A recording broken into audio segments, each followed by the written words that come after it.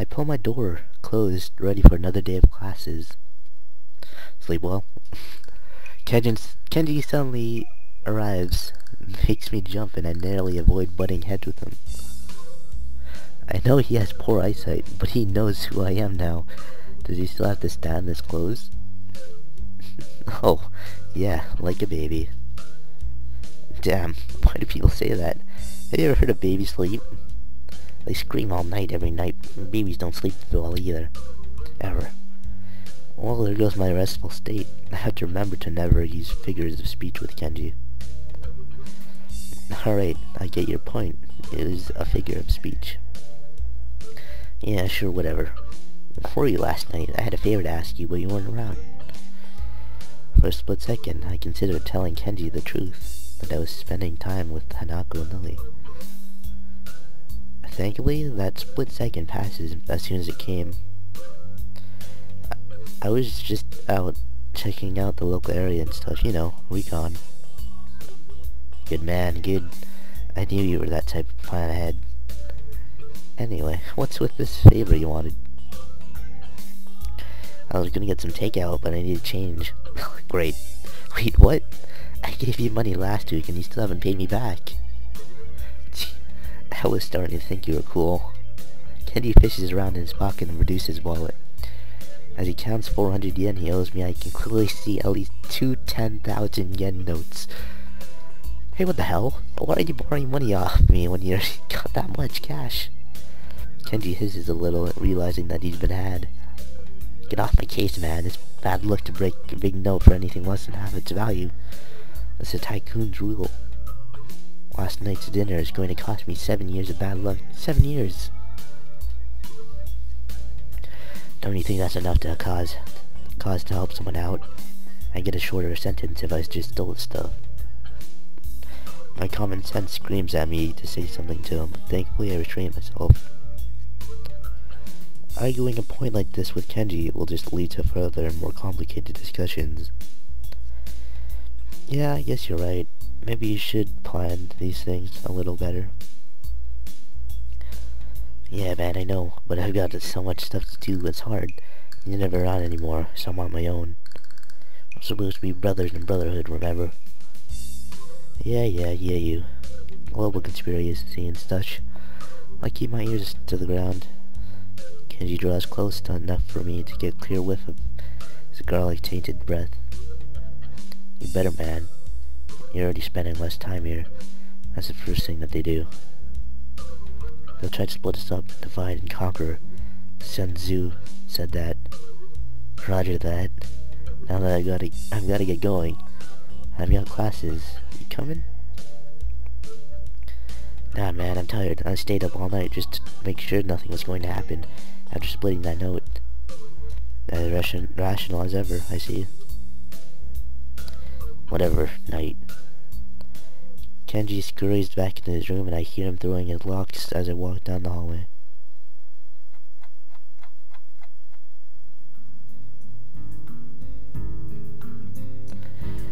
That is why some people can roll their tongue, or when their second toe is longer than their big toe. Are they talking about, like, jeans? Or whatever? I don't even want to think. I don't want to think. Even though I just had this, like, last semester, pretty much. Actually, no, not last semester. Last year.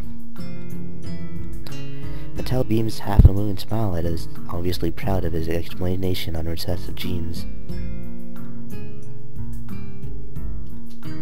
However, no matter how impressed he is at the sentence that identifies who we are, the classroom seems to be reduced to stupor? Why is it that a bad explanation makes even the most interesting things seem worthless? I can see Mattel deflate as he realizes that nothing he said in the past half hour is sunk in. That must suck. Oh my god. Skype, don't even start. Don't even start with me, Skype.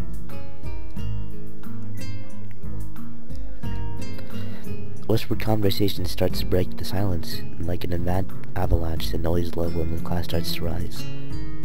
Defeated, Matao identifies some questions from the textbook and starts clearing off the blackboard. You know, I feel bad sometimes, like when that stuff happens to teachers.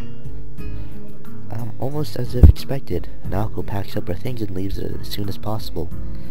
Start talking and laughing as soon as people start laughing and start talking and laughing among themselves. The initial shock of seeing someone play so blatantly charmant has started to fade, but it doesn't stop me from wondering, is she leaving because she doesn't want people to speak to her? Or is it just the thought of people around her shattering her peace? Before I can think about the topic any further, the lunch bells ring. I wonder if she was simply taking the opportunity to leave early. The usual clamor of the students exchanging books for lunch reverberates around the room while Misha is distracted. I grab my lunch and head out the door. Lily already sits at the tea room, setting out her lunch alone. So Naoko's not here, then? Oh, Sal, how are you? I haven't met Naoko since this morning, I'm afraid. That's right, Naoko and Lily live next to each other. You were just there, last night. Somehow I think their morning conversations are slightly more grounded than Kenji's rambling. That's strange. She left class early, so I figured she'd come here. So she's still leaving class early. Huh? Yeah. I've seen her do it a few times. Lily drops her head a little, and her tone of voice is notably depressed. That's very reminiscent of someone who's used to hearing bad news. I was sure she'd stop doing that once you two became friends. Everyone has their own pace, I suppose. I was wondering about that just today. Why exactly does she leave? I'm not entirely sure myself. I personally think it's because she doesn't want to be put in a situation where she has to answer someone. I have a flashback of my first meeting with her, when I thought she looked like a cornered animal. Maybe I wasn't far from the truth. But she seems fine with talking to you, and with me a bit. That's a little more complex than that. I imagine that the first thing most people ask about her is her scars and what happened. She rarely talks about it with me, but I can tell that she doesn't want to talk. She doesn't like to remember whatever happened back then. Leaving class and running away from discussions is her preemptive strike, if you will. Huh? So then, how does that explain her talking to me? You said it yourself yesterday at breakfast. You tried to ignore her scars. When she saw that you weren't going to ask her about it, she opened herself up to you. I guess you're right. Maybe, I don't know. Maybe, I don't know. You know her better than I, so I'll take your word for it.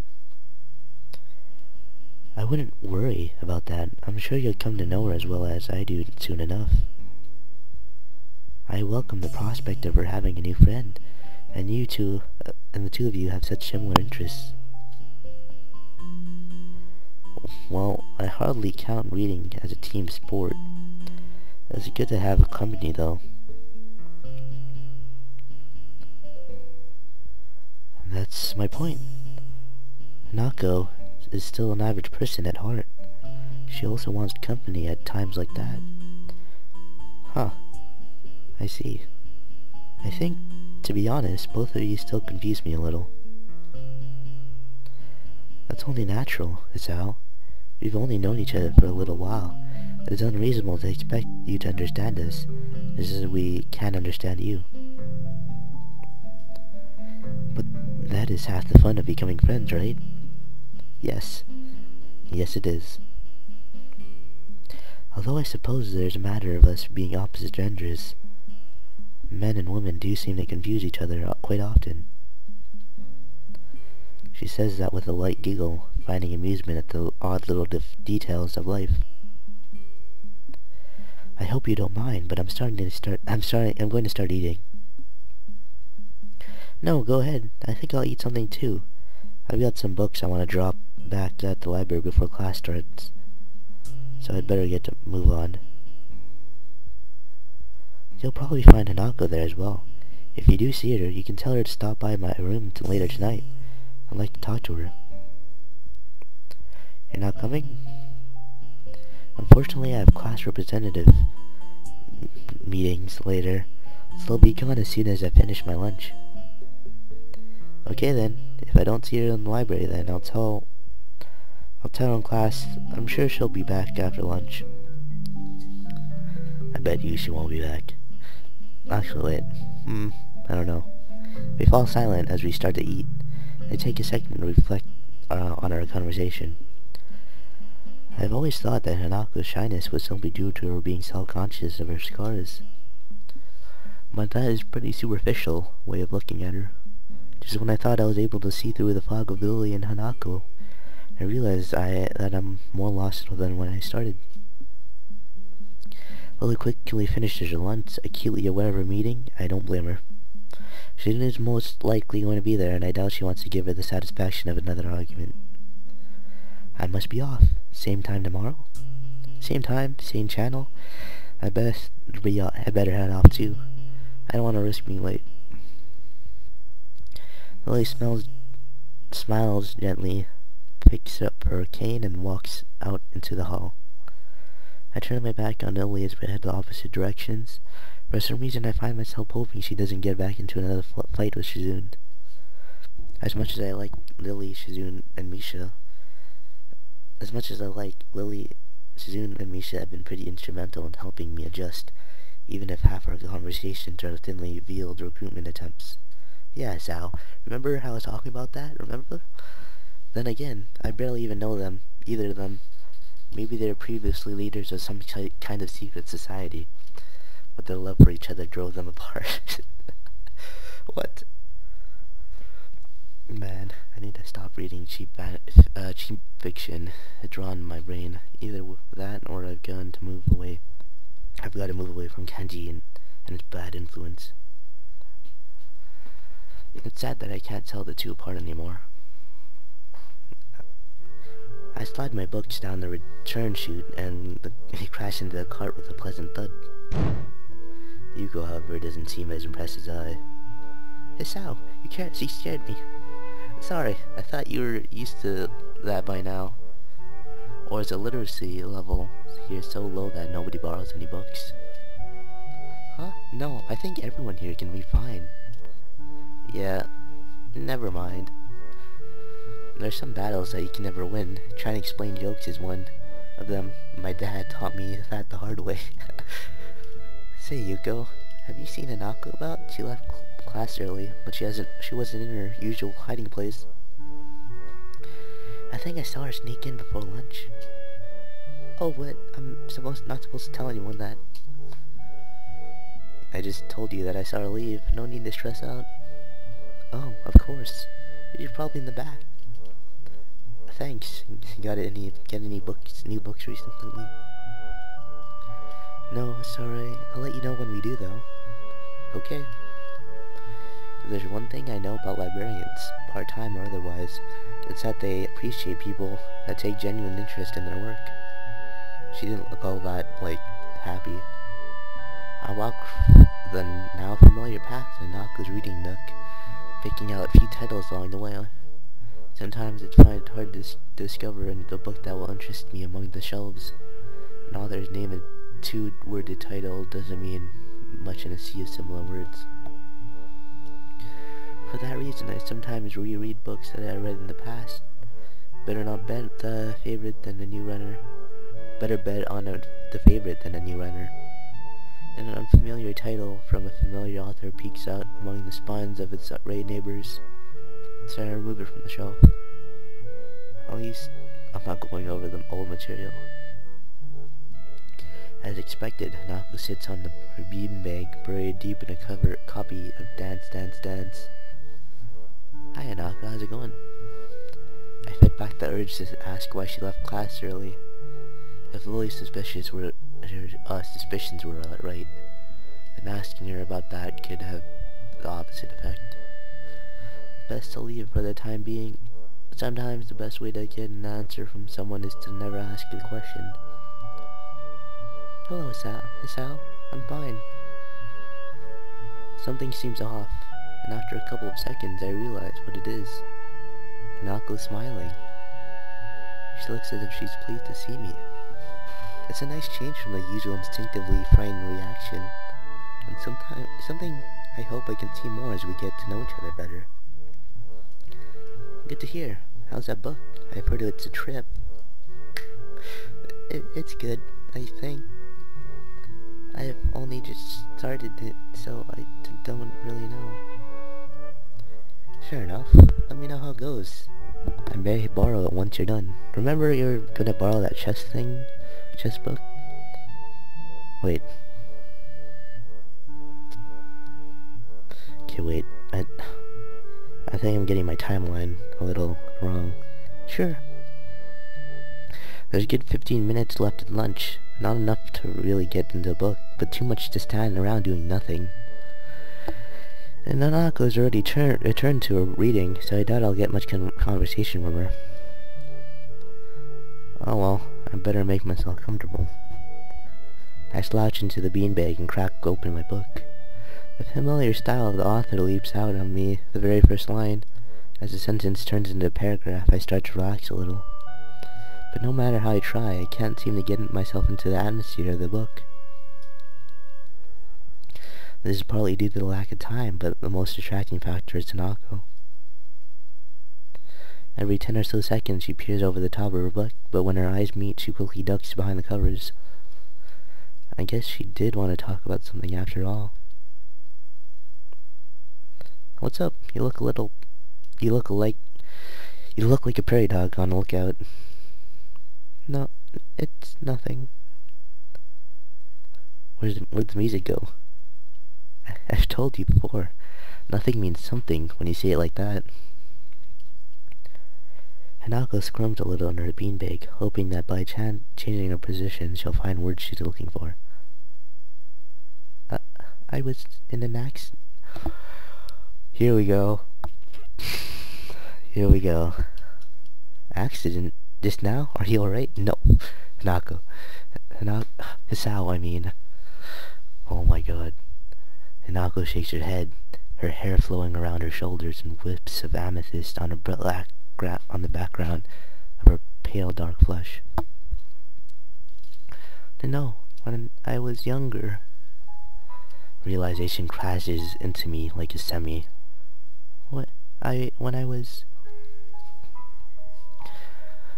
It's alright, Hanako. You don't have to tell me anything if you don't have to. If you don't want to. Again, she shakes her head. No, I want you to tell you. Oh. Crayons? Oh my god, this makes it worse. When I was young, I was in a fire. Oh, my house burned down, and I nearly didn't make it. Oh my... Oh. After that, I was alone. Hanako's eyes glint in the dim light of the library, and I reach out to grasp her hand. It's okay, Hanako. You don't have to keep it going. But I have to. Why? What brought this on? Last night, Lily told me about your heart. And I didn't think it was fair. Fair? That I knew about you, but you didn't know about me. I squeeze Hanako's hand a little. Don't be silly. But yes, I have a heart condition. I lean a little closer to Hanako. What I didn't tell Lily is that I had my first attack when a girl confessed to me. I smile a little to break the tension. Really? Really. I haven't heard from her for a while though, so I guess it's all over. I know it's all over. There's no other way to interpret what happened that last time I saw her. In some ways, not having heard from her again has helped me move on from that period of my life. I hear you, buddy. So now we both know a little more about each other. But you don't have to talk about things if you don't want to. In fact, I feel a little bad, even thinking about the whole incident. I can almost smell the hospital disinfectant burning in the back of my sinuses again. I imagine Anako's going through the same thing now. When I was in the hospital, I went to the burn ward once, and only once. I was bored, so I went for a walk through all the wards. I went through oncology and thought I could take it, but when I got to the burn ward, I turned around and went back to my bed. To think that Hanako would have spent months in a place like that, smelling nothing but corrupted skin, strong disinfectant, and sterilized air. The really bad cases were kept in isolated pods that no foreign object could enter. That would have meant no reading. I would have gone insane if I didn't have any books in the hospital. And she said she was alone. Did her parents die?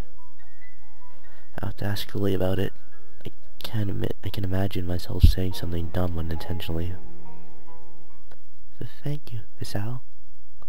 I haven't told many people about this. To be honest, I haven't told many people about my circumstances either. Then I won't tell anyone either. Deal. Why? Oh my god. I changed my grip on Nanako's hand into a handshake as the warning bells chimed through the window. Well then, we better head back to class then, eh? Sure.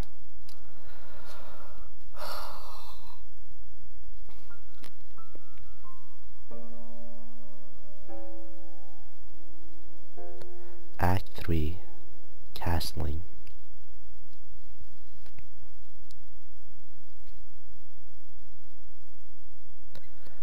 The tint of the room slowly changes from the shine of the afternoon to the orange of dusk.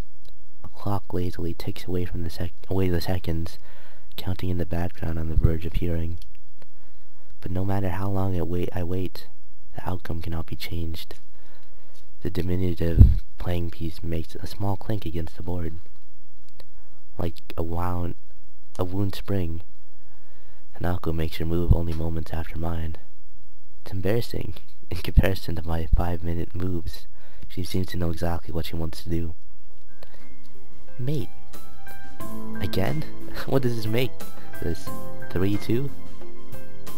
Stalemates don't count. Damn. You're getting better at this every day. That, or she's been holding back. I've never thought it went... I'd never thought it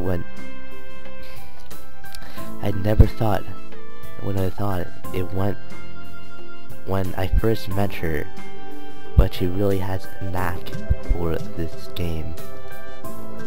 Chess seems to have become a popular pastime for the two of us, hiding away in the tea room playing games for a game or two after classes. From here, the students outside can barely be heard milling about. The everyday noises from below remind me a little of my life before Yamaku. Though I'm by now well aware that it's a life I'll never get back to. Fancy another game? I have to finish my homework. Oh, well, I'll see you tomorrow then. But what about this? And Uncle points to the tea set surrounding the mostly empty chessboard. Don't worry about that, I've got it. Oh, okay. See you. Later. Hanako departs as they start cleaning up the area. The occasional whistles and cheers from the sporting clubs outside become less frequent, eventually approaching the silence. Part of me still wants to be in some kind of team. Since I played soccer and the other sports before my accident, I guess it's only normal to feel nostalgic about what I can't do anymore. But I have other reasons than that for my coming here so often. I don't feel so bad about losing the part of myself because of them. Lily's a good friend by now, but it's a small exchange I have with Hanako that feels especially dear. The small victories I feel every day as I see more of what she's like under her self-imposed shell. That's why I come here most of all. As I'm putting away the cups and saucers, I hear talking outside the door. Pausing for a moment to listen, I can make out that it's Hanako and Lily, and they decided to go out to investigate. Are you quite sure? I'm sure. Ah, Hisao. Hanako turns to see me with a look of mild surprise as she notices my approach. Lily must have caught her just as she was about to leave. Oh my, is Hisao here as well? Afternoon, Lily. What's up? I was hoping now that I finished with my class representative duties for one today, that I might have two of you accompany me for tea at the Shanghai. It'd be nice to enjoy ourselves outside the school for a change. I'd be up for it. I think Hanako had work to do though. It's not all that much. Wonderful. I see that we're decided then. I cast my eyes across the cafe as the three of us step in as usual. As usual, there are only a handful of people around at most, and the noise level is quite quiet in the background. Oh. The hold Lily has on Hanako's arm remains just as it has been for the entire slow walk down the hill to the local town, though it's hard to say for which reason, for Lily's guidance or for Hanako's reassurance. For a moment, Lily removes her arm from Hanako's to retract her cane as Yuko quickly skittles over to where we stand, with Toon replaces it back where it had been. Welcome to Shanghai. May I take your order? She gives a deep bow, her well-delivered and professional introduction putting her in a good mood. It's a nice change from the norm of Yuko. Just tea, please. Hanako, Hisao? I'll have a slice of pie and a coffee. I don't think you should have coffee this late, though. Just tea, please. Coming right up. Please take any seat you wish. I'll be back shortly. Yuko gives a smile and nods before shuffling to the counter, and we make our way towards to some empty seats by the window and quickly measure. We slip into our seats. The girls on one side with Lily's cane propped beside them, and I on the other. I realize that Hanako is not doing something that she so often does. Rather than keeping her eyes pinned to the ground and hiding behind her blind escort, busily trying to convince herself that the world around them doesn't exist, she's merely keeping her eye low and helping Lily around. Are you okay, Lily? You look tired. She lowered her head a little, looking somewhat embarrassed that she let it show. Class representative duties work can be very tiring, considering that it often means dealing with very tiring indeed. As you can tell, my voice changed while I yawned. How do the other representatives go? Better than I, but not by much. Suzuna's harsh taskmaker, no matter whom she deals with. It doesn't sound like you particularly relish the job. Why do you do it in the first place if it's that bad? Being a class representative is enjoyable. I can deal with the responsibility well enough. It's just that the people involved are sometimes. She trails off, cutting her words at a rather opportune spot. It's hard to imagine Lily cursing, but I imagine that if anyone could make her do it so, it'd be Shizune. Wait, what was the last? Wait 1 second. Alright, so, wait, I was looking, I was just trying to find out, like, how to look at text history, but there's, like, a button right here. I know there's, like, some way to go back, but I don't know. I don't want to mess with, wait. Okay, no, it's not that. She trails off, cutting her words at a rather opportune spot. Yep, I just said that. Hanako looks to be withering a bit in the light of such conflict, but before I can steer this topic away, she stands up. Hanako? I'll be back in a bit. With that, she leaves for the restroom. I suppose that's one way to deal with the situation, if that was indeed her motivation. Lily, however, looks a little wounded. Don't worry about it. I don't think it was you. But I think she'll be getting strong. I think she's been getting stronger recently. You've seen it yourself, right? That went a bit awry. Fortunately, Lily doesn't look offended. But now I really should be quite scared. So scared as But now I really shouldn't be quite so scared of stepping on that landmine around her. Possibly. Sometimes I find it hard to tell though. Silence reigns from a moment before 2 teacups and pie and a mug of steaming coffee appears in front of us.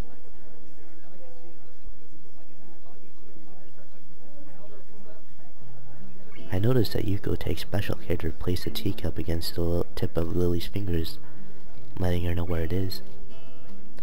Here you go. Thanks, Yuko. Thank you. With a quick and silent bow, the bespectacled waitress takes her leave. You know, Yuko's doing really good. Good on her. Ah, that's right. I was meaning to ask you something, but now would be the right time to do so. I'm all ears. Hanako's birthday was coming up, and I was hoping that he might accompany me for present shopping in the city this weekend. Hanako's birthday is soon. I suppose it'd be nice to cheer her up a bit.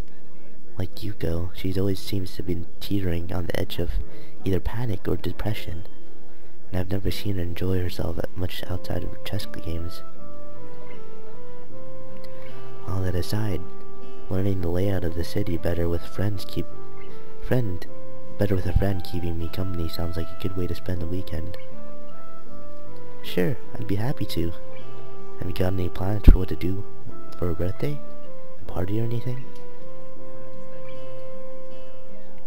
Hanako being Hanako, perhaps a low-key affair would be. Lily suddenly cuts herself short, leaving me to wonder why, as she brings her teacup to her lips and begins to sip. After a few seconds, I notice Hanako walking up to us over her shoulder. Lily's hearing must be very good indeed, if it was the sound of the restroom door opening that tipped her off. Wow. If she could hear the restroom door open? Oh my goodness. What else could she hear? Could she hear like my...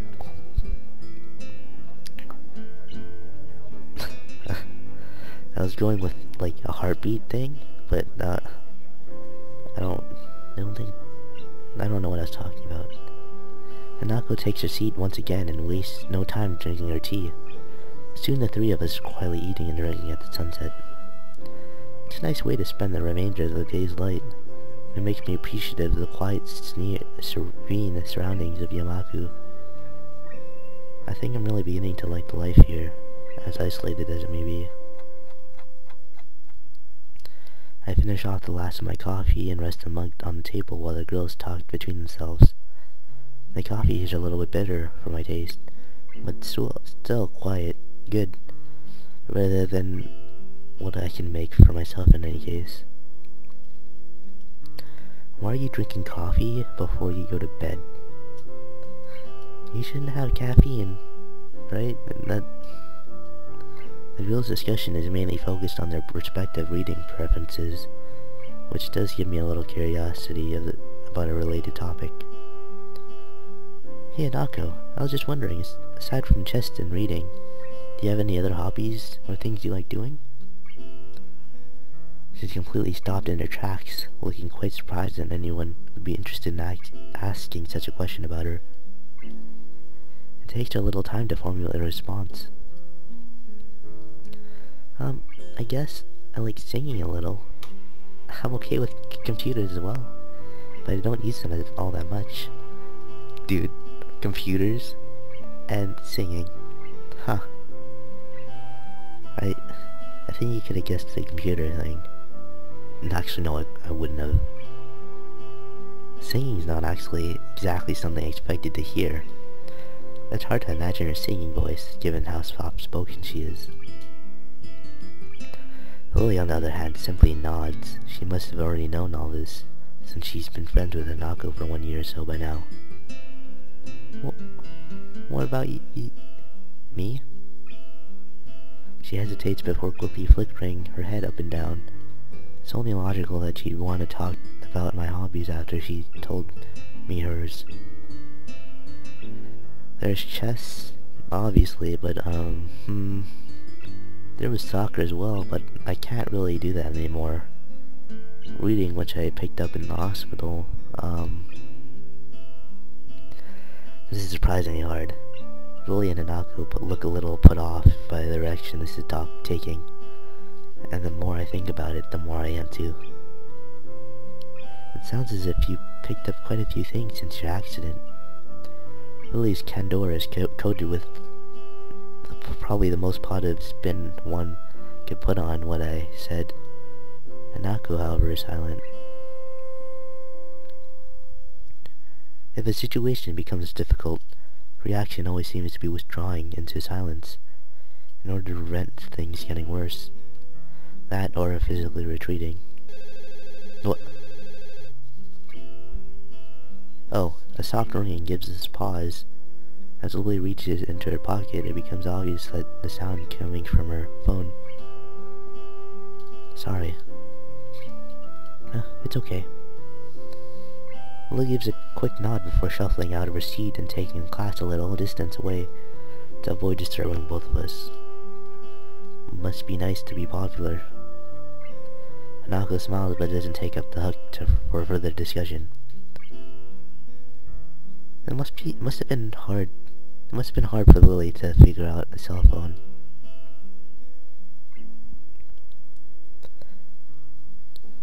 Or, like, she only uses it for calling people. I don't know. I end up just sitting back and closing my eyes, relaxing as best as I can. It's nice and peaceful here. I wonder if it'd be like to have grown up somewhere like this rather than in the city. You come from the city? Yeah, city boy. Looks like I found something she wants to talk about. Yeah, you could say I was a city kid through and through. It sounds like a lot has changed. It did. I'm still not quite sure what to make of it all, though. It's a bit of a cultural shock in more ways than one. You must have gone through something like this when you first arrived at Yamaku, right? I'd imagine most students, new students would. Not really. Naoko gazes a little to the side, looking unwilling to go on. I tilt my head inquisitively, but a couple of seconds pass with no further answer. But can't we deal with that on Monday? The fallout has hardly settled from the last. I understand. I'll try to talk her down. You know what she's like when she gets locked down to an idea. Yes, thank you. I'll talk to you later, then. Goodbye. Lily's conversation ends with a snap of her own closing. She returns to our table, but doesn't take her seat. Need to go? Unfortunately, class representative work calls once again. I can come with you. It's alright, Hanako. I'll just be going straight to the student council. There's no need to spoil a fine evening on my account. Besides, if you were to accompany me on my way back to school, you would keep our poorest out company. Oh, wow. Okay. I can join you for tea again later tonight, if you'd like. I may well need it. We agree on the plan, and Lily saves her farewells to the both of us, taking her cane after Hanako passes it to her. Despite my offer to pay for Lily's share, she insists on giving her a portion of the bill and gives her regards to Yuko as she takes her leave. And then we're alone. It may be all good to leave Hanako and I alone to have some time together. But all I all it typically means is the two of us sitting near each other in silence for a while. I wonder what I must look like to Hanako. I never thought of myself as a scary person, but to have someone my own age acting this way around me makes me intensely self-aware, as if it's my fault that she's so troubled. She might get more used to people if she were to stop being so cloistered in Yamaku, but then again, when even people much older than her react so strongly after a single glance at her face, she may well feel the same way I do now. It's a real catch-22 if she stays at you. Wait, what? Catch-22?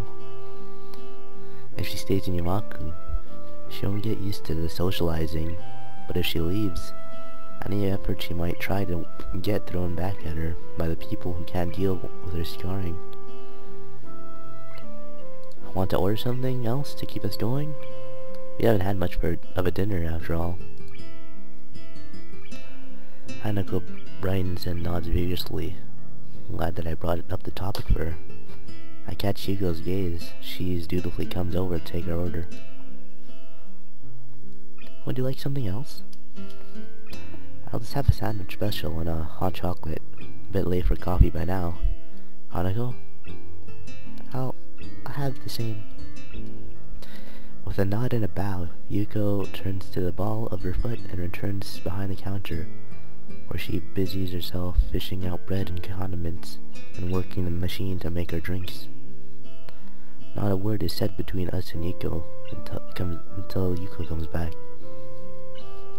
She smiles and gives us food and drinks before moving to a customer who's called for attention. I gave up the prospect of having much of a conversation with my companion and decided to enjoy the meal, small as it may be. It tastes nice, as does most of the food here. After having a few mouthfuls, I noticed something missing, namely, the sound of Hanako eating. Looking back to her, I see Hanako fidgeting a little behind her untouched sandwich. Not hungry? She shakes her head from side to side. Even as she does, the patch of hair she keeps over the right side of her face still does its job in hiding it almost entirely. It's not that. I was already to have your share too. You look troubled. Is something wrong? I started startled by her thinking that I'm the only one who looks troubled, but on second thought, she's probably right. My face may have given away my emotions without me noticing, and she's hardly a dim person. Quite the opposite. We're friends, right? Friends.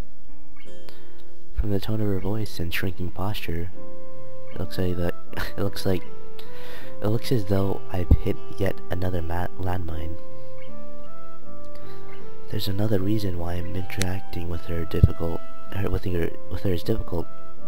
The self-imposed psychological barriers she puts us between herself and others, including me and most likely even Lily. It's a shame that I think that we are. I'm a little taken off by guard by Hanako's straightforward answer. All the more so since I was about to give up getting any reply at all. I see. Am I wrong? Sorry, no, it's just hearing confirmation of that from you is reassuring. To pick up on what you said earlier, since coming to Yamaku, I've been a bit uneasy about how I should relate with others. I find myself chuckling a little, surprising how much of a relief that was. I can feel my face smiling as I pick up the hot cup of hot chocolate, and bring it to my lips. Ouch, that's hot. That's why I haven't eaten yet. I was waiting for my drink to cool down first. I guess I'll wait then. The both of us sharing a little chuckle. The situation isn't really that funny, but for some reason I feel like laughing is the most natural thing to do right now. I guess we were both a bit wound up about each other. I was so busy thinking Hanako was the one with something wrong, and it took her to remind me that I was uneasy as well. Be that as it may, it feels a little nice. A little nice to have someone thinking about me like that in her own way. Following a long, quiet trudge up the hill and into the school grounds, the two of us find ourselves between the school dormitories.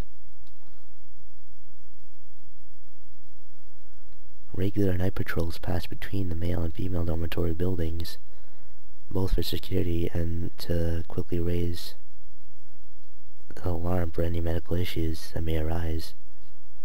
The guard currently on duty notices us and gives a quick nod as he continues on his way. A loud yawn escapes from Anako's mouth before she has a chance to cover it. I have a little doubt. She's fairly tired by now. Every time I see something about yawning, I have to yawn. I'd better be off to my room. Then, see you tomorrow, Nanako. Okay, good night. We separate and begin to walk our separate ways before I stop and look back.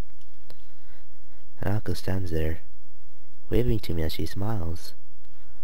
I smile back and wave back to her, and after a few seconds she turns and walks up the stairs to a dormitory building, disappearing through the door.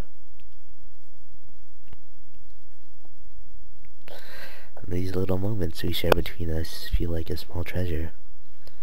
One thing is sure, I want to protect that small, delicate smile she so fleetingly wears around so few people. I wonder about these feelings I have when Hanako's around, and when I'm able to do things for her, whether they may be the seed for something beyond what we share now. Aww.